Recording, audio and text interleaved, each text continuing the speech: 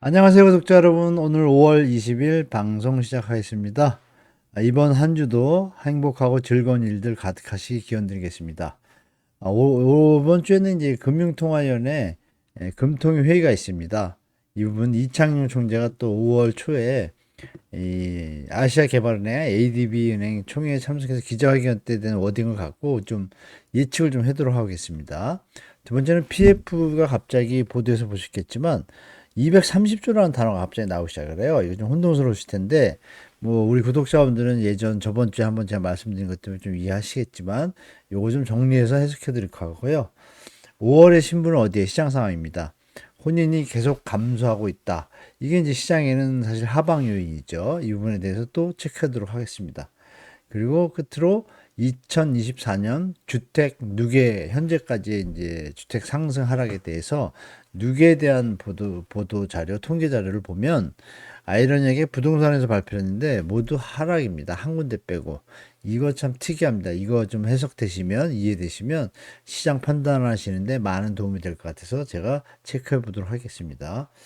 자, 일단 저번 주 얼마 전에 방송에서 제가 이 부동산 신탁사에 채무보증 약정 때문에 손해배상 들어가서 문제가 생긴다 좀 말씀드렸잖아요. 이렇게 미리 또 나이스 평가에서 이런 부분들이 이미 좀 대두가 됐습니다.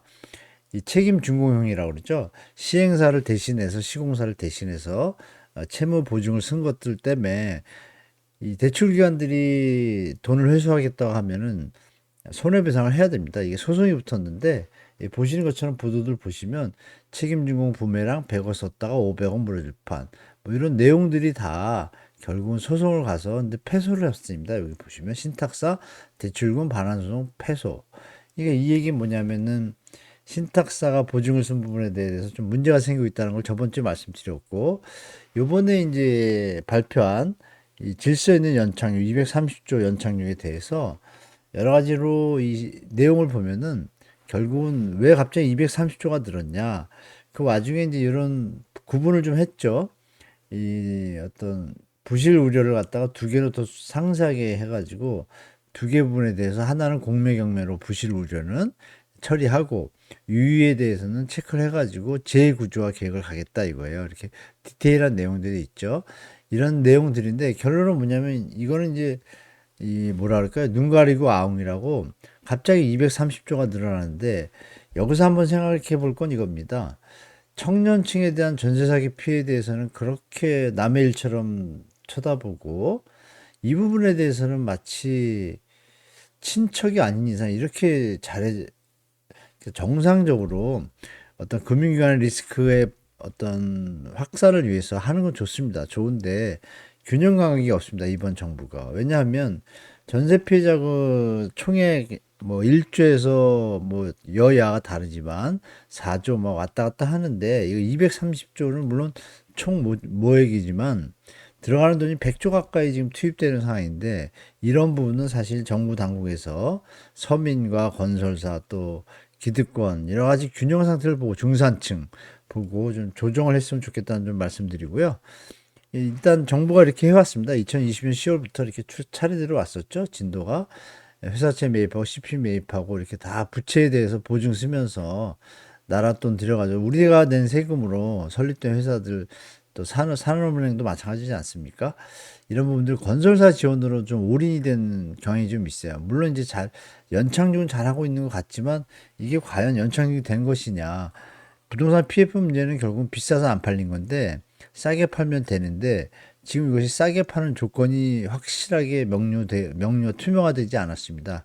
MB 정부 때는 분양가를 뭐 80% 90% 하면 지원을 해주겠다라는 어떤 옵션이 있었어요. 이번 정부는 이제 그런 게 투명하지가 않아요. 아직도 그걸 보이지 않고 있는데 재구조화 계획도 분양가를 95, 98% 만약에 예전 분양가가 100이라고 그랬으면요. 이런 걸 재구조한다는 게 과연 실현성이 있는 건지 또 안 팔리면 또 문제가 되거든요. 결국은 이제 이런 속에서 요번에 2년 차가 되어가고 있는데 특별하게 뭐 풀린 현장이 많지는 않습니다. 제가 볼 때. 근데 5월 23일 날 이제 이런 그 얼마 전에 발표했죠. 지금 와서 이제 질서 있는 연착륙 방안 오늘 날짜에서 확인해 보면은 5월 13일 날 한 건데요.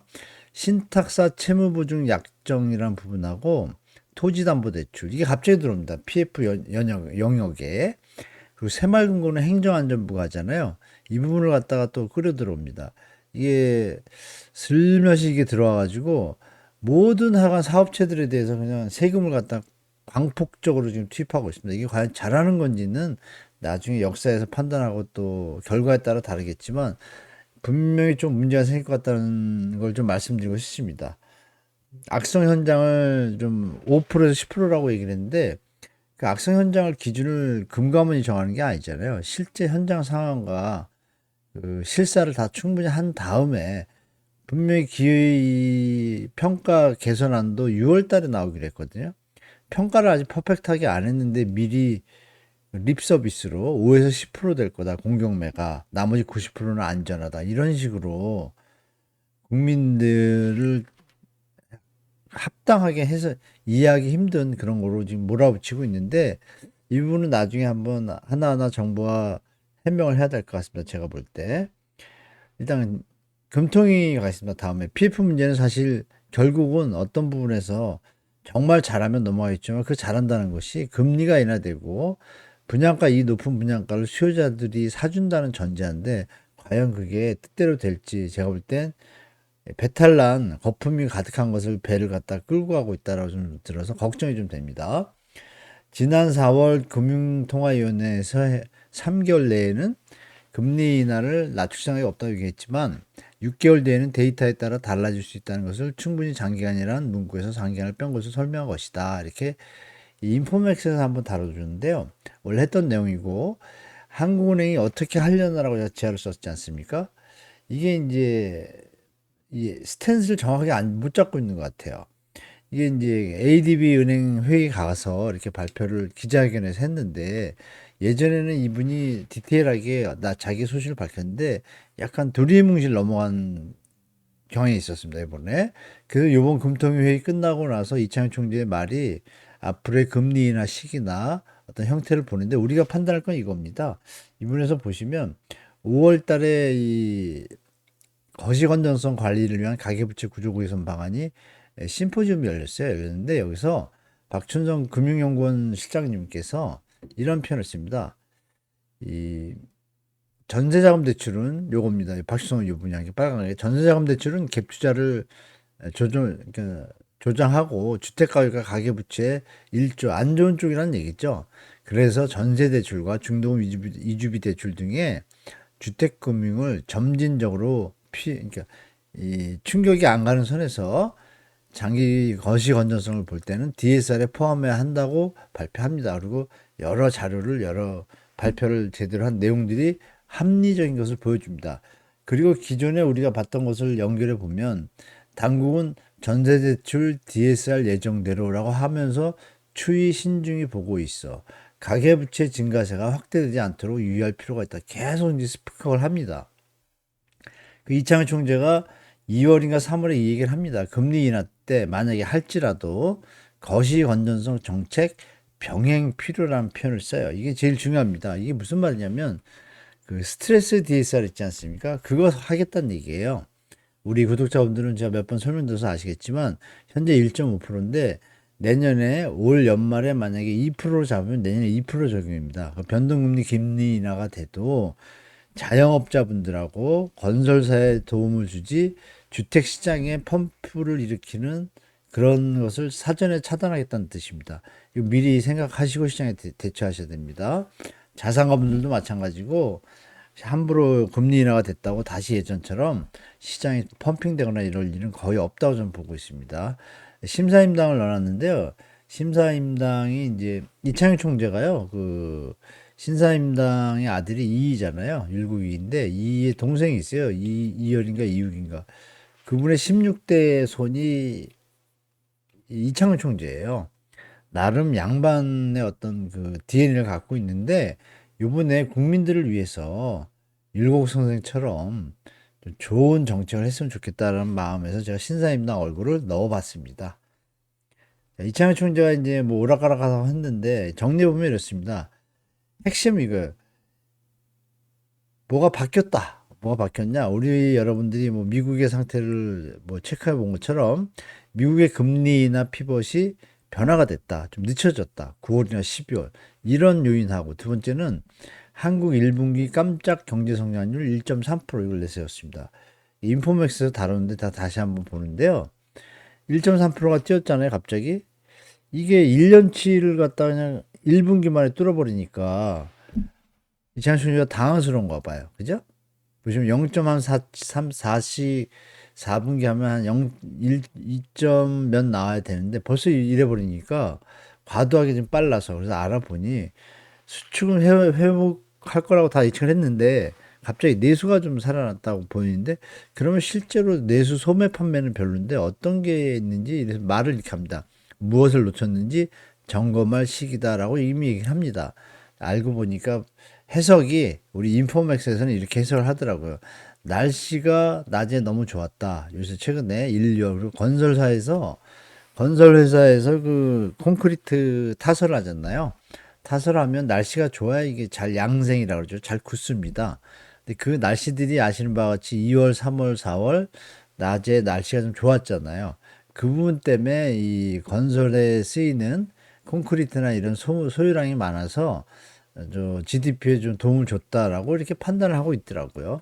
뭐 그런 부분이 분명히 있는 것 같습니다. 그래서 좀 더 지켜봐야겠다는 게 이창용 총재의 방향이다 이렇게 보시면 되겠습니다. 다음은 말씀드렸던 거 여기 제한은 빠졌는데요. 이 5월의 신부는 어디에 이런 기사가 났습니다. 쇠락한 광주 웨딩의 거리가 뭐 광주 얘기뿐 아닙니다. 예전에 마포 일대에도 웨딩 거리가 있었는데 요즘 그건 아예 없어졌고 조금 남아있죠. 조금 남아있고 웨딩 드레스 정도 남아있고 나머지는 또 다른 동네로 좀 이전했습니다. 많이 그럼에도 불구하고 우리가 볼 건 뭐냐면 광주 같은 경우에는요 41%가 감소했습니다. 41년 전, 10년 전보다 어마어마한 이 혼인 건수의 감소입니다. 이게 아마 앞으로 좀 더 심화될 거고 광주시장은 조금 하방 압력이 있을 거다. 다른 것도 좀 꽤 있습니다. 결혼 예식 장소를 보면 우리가 알 수 있습니다. 이렇게 보시면 2014년에 1192개, 1222개가 꼭지점이었어요. 최고였는데 지금 감소하는 속도를 보시면 5에서 10% 사이를 계속 감소하잖아요. 그래서 현재는 773 곳입니다. 이게 국세청 자료인데 이 부분에서 약간의 차이는 있지만 이 흐름은 똑같습니다. 중요한 건 1200개 갔던 게 700개라는 거는 거의 40% 반토막에 가까워지고 있다. 그러면 2015년부터 10년 사이에 왜 이렇게 반토막이 날까요? 혼인 건수도 반토막이 났습니다. 이게 앞으로 누적되다 보면 앞으로 이렇게 펌핑하고 계속 이 거품이 끼는 시장은 유지되기 힘들다라고 우리가 예측할 수가 있겠죠, 여러분. 그래서 이 혼인 건수의 감소 추이를 우리가 한번 체크를 정확히 해보면 혼인 이혼 통계에서 발표를 합니다. 3월 19일 날 이제 정부에서 통계청에서 발표한 건데 발표했죠. 여기 보면 줄고 있잖아요. 줄고 있는데 19만 4천. 근데 이거를 보도는 이릅니다. 전년 대비 4천 명이 늘었다. 정말 웃기는 기사죠. 전형적인 기레기성 기사인데요. 20만 미만에서 헤어나지 못하고 있다가 정답이죠. 30 미만이라고 되어 있는데 시계열로 보면 이렇습니다, 여러분. 한때 43만까지 갔고 42만 좀 넘은 3만까지 갑니다. 최고가. 이게 1998년입니다. 혼인 건수가. 그리고 상식적으로 보셔도 여러분 이게 한 평균선 정도 되잖아요. 60년, 70년대부터 보시면 급하게 내려왔습니다. 중요한 건 이게 여러분 우리 구독자분들에 말씀드리면 제가 다음 주쯤에 올릴 텐데요. 이 선이요. 갑자기 여기까지 떨어집니다. 2030년에 푹 꺾입니다. 이렇게. 이 시기가 정말 힘든 시기가 될 거다. 투기했던 사람들한테 자산가들 준비한 분들은 문제가 없고 무주택자분들한테 기회가 되는 시기가 이제 이때라고 봅니다. 제가 볼 때. 그렇게 보시고요. 혼인건수 추이입니다. 보시는 바와 같이 급격하게 줄어서 70년 초에 어려울 때 그 시즌으로 반토막 난 겁니다. 쉽게 말하면 43만 4,911이 최고였는데 이때 96년 출생이 70만이에요. 그럼 이때 출생은 더 많았거든요. 100 몇이. 이 출생을 갖다가 이 상관계수를 개선해보면 한 3 정도 이렇게 결혼상에 나와요. 숫자가 출생과 대비해서 제가 30년 정도 체크해서 보니까 저번에도 한번 말씀드린지 모르겠는데 그렇게 해서 예측해 보면 이렇습니다. 19만 3천이라고 돼 있잖아요.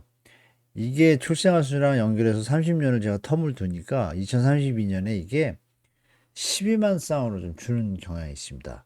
10만 대로 가요. 어마어마하게 줄죠, 여러분. 혼인 건수가. 그렇다면 우리가 예측할 수 있는 건 뭔가요? 혼인 건수가 최고점 있던 40만 대에서 10만 대로 떨어진다? 그러면 그것이 이제 회복되거나 다시 20만 대로 올라오면 모르겠는데, 그러려면 20년 가야 됩니다. 그러면 쉽게 말하면, 일본식 장기 버블로 들어가는 초입이 될 수도 있고, 이민 정책을 암만 빨리 한다 그래도 그건 상상하기 힘듭니다. 제가 볼 때. 그런 부분에서 여러분들이 이 웨딩 예식장이 없어지는 것처럼 혼인 수가 적어지는 것처럼 수요가 그만큼 감소한다. 이렇게 보시면 되겠고요. 자, 강남, 서초, 송파의 상을 볼까요, 여러분? 보시면 열을 칩니다. 원래 한 달씩 끊었는데 제가 최근에 보면 서초, 송파, 서초, 강남은요 약간 둔화하고 있습니다. 그리고 강동구는 입주 매물 영향으로 벌써 다시 선이 위로 좀 올라가고 있고요. 여기 보시면 이게 살짝 꺾이는 거 뭐냐면 6월 1일이 재산세 이 기준일입니다. 과세. 그러니까 그 전에 못 팔린다고 판단되면은 물건을 걷어들인다고 제가 예전에 말씀드렸잖아요. 그러니까 걷어들이는 현상이 조금 나오고 있는데 약해요. 제가 볼 때. 저는 사실 이게 전체 서울 아파트 건수라면 지금 8만 5천 건 넘었다 왔다 갔다 하잖아요. 이게 한 뭐 만 개, 2만 개는 빠져야 여유 있는 사람, 난 내년에 팔아야지, 후년에 팔아야지 이런 분들이 많다고 보는데 최소한 2, 30%는 빠져줄 거라고 보는데 만약에 이것이 변동이 크게 없다라면 다들 팔고 싶은 겁니다, 여러분. 파는 사람이 많다는 얘기예요.